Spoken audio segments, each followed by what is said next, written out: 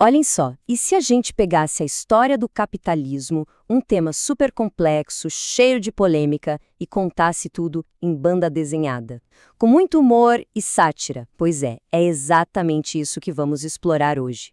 Vamos mergulhar de cabeça no Capitalismo para Principiantes, um livro brasileiro que usa a ironia para fazer uma crítica bem afiada. Vamos lá ver como é que esta abordagem, digamos, diferente, consegue descomplicar um assunto tão pesado.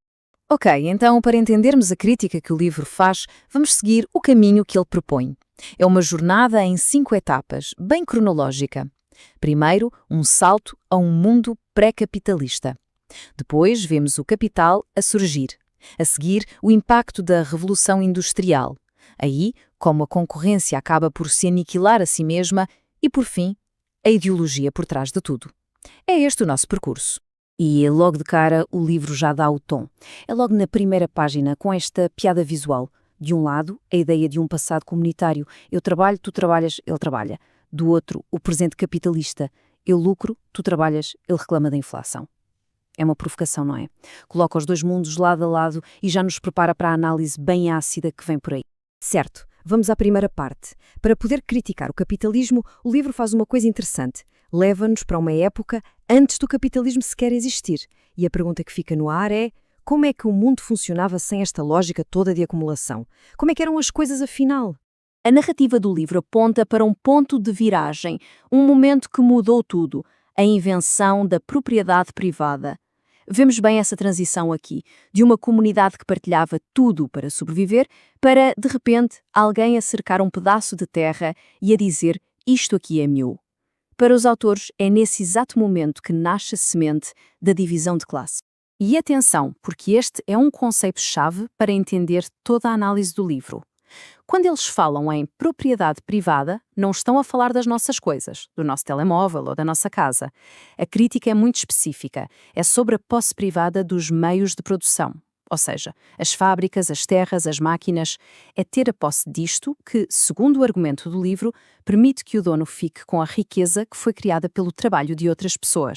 A partir daí, a partir dessa ideia de propriedade, o livro traça uma linha bem direta que vai dar na escravidão e depois no feudalismo. E o padrão que ele mostra nestas ilustrações é sempre o mesmo, não muda. Tem uma classe que trabalha, que o produz, e tem outra classe que, simplesmente por ser a dona das ferramentas ou da terra, acaba por controlar e acumular tudo aquilo que é produzido. Ok, passado o feudalismo, a história avança. E agora entra em cena uma nova personagem, um protagonista que vai virar a mesa e mudar as regras do jogo por completo. E quem é essa personagem? Pois, o mercador. Com a chegada dele, nada seria como antes. E aqui o livro faz uma distinção que é fascinante. Pensem nisto. Uma coisa é o comércio simples, não é? Trocar uma coisa por outra. Vender ovos para comprar pão. Mas o que vemos aqui neste ciclo é algo completamente diferente. É usar o dinheiro não só para trocar coisas, mas com um único objetivo: fazer mais dinheiro. E essa, segundo o livro, é a lógica do capital. É o dinheiro a trabalhar para gerar mais dinheiro. Então, de onde é que veio todo esse dinheiro inicial para fazer a roda girar? O livro aponta para um processo que foi, rápido e brutal. Estamos a falar da era das grandes navegações, da colonização das Américas, com toda a pilhagem de ouro e prata e, um ponto crucial, o tráfico de seres humanos, a escravidão, que se tornou um negócio gigantesco e extremamente lucrativo. E esta citação do livro é bem direta, resume perfeitamente a perspectiva. A chegada dos europeus às Américas, aqui, não é vista como uma descoberta. Longe disso, é retratada como o começo de um longo processo de exploração e de extração de riqueza. Bom, com todo aquele capital acumulado com o comércio, com a colonização, o palco estava pronto para a próxima grande viragem da história.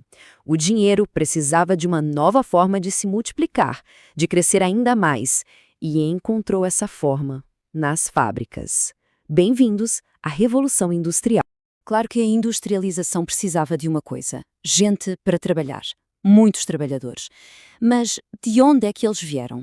O livro explica assim: as terras que eram comuns foram privatizadas, os artesãos foram à falência E o resultado foi uma massa gigante de pessoas sem terra, sem ferramentas, sem nada. A única coisa que lhes restava para sobreviver: vender o seu tempo, a sua força de trabalho, em troca de um salário. E assim nasceu a classe trabalhadora. E as condições de vida e trabalho? Bem, como o livro mostra de forma bem crua, eram desumanas. Imaginem só, jornadas de trabalho que podiam chegar às 16 horas. Crianças a trabalhar de forma brutal. Nenhum direito. E qualquer tentativa de organização, como os primeiros sindicatos, era reprimida com violência. Esta imagem aqui é fantástica para ilustrar a relação entre o poder político e o económico.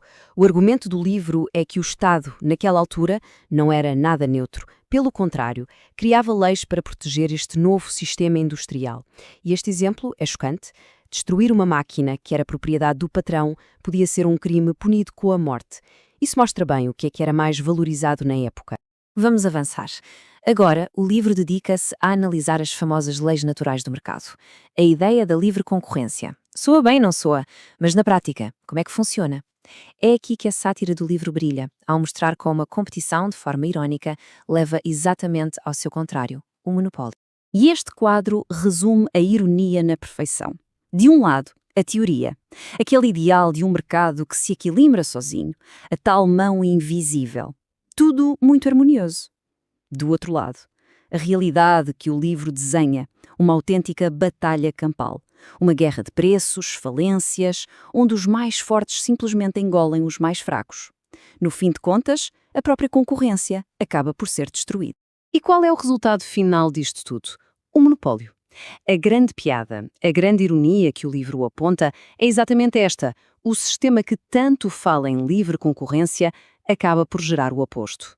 No fim da linha, não há mais competição. Só existe um gigante ou um pequeno grupo que domina o mercado e dita as regras para todos os outros.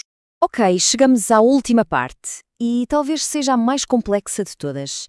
A pergunta é: se o sistema tem estas contradições todas, como é que ele se mantém de pé? Como é que se sustenta?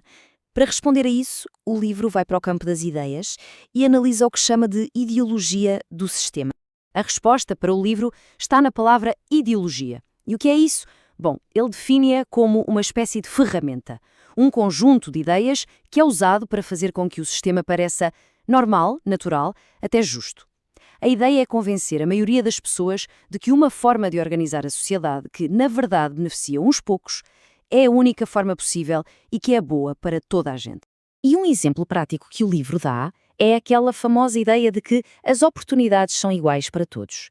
A crítica que ele faz é que esta frase, por si só, ignora uma coisa fundamental: os pontos de partida de cada um.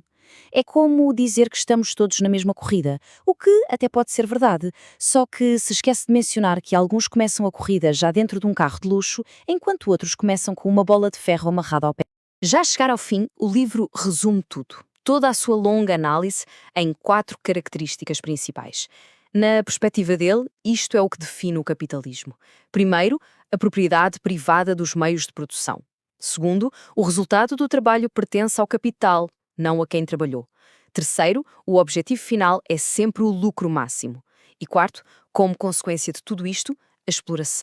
E este resumo em 4 pontos leva-nos direitinhos à grande questão final. É a provocação que o livro deixa no ar, mesmo no fim. A pergunta é: capitalismo e democracia, será que são uma combinação que funciona? E a imagem final ilustra o paradoxo que o livro nos deixa para pensar. De um lado, temos um sistema económico que, de acordo com esta análise, não só gera como precisa da desigualdade para funcionar. Do outro lado, um sistema político, a democracia, que tem como base o ideal de igualdade: uma pessoa, um voto. A pergunta que fica a ecoar muito depois de se fechar o livro é esta: será que a igualdade política da democracia consegue sobreviver, a longo prazo, lado a lado com a desigualdade económica do capitalismo? É com esta tensão, esta pergunta em aberto, que a obra se despede e nos deixa refletir.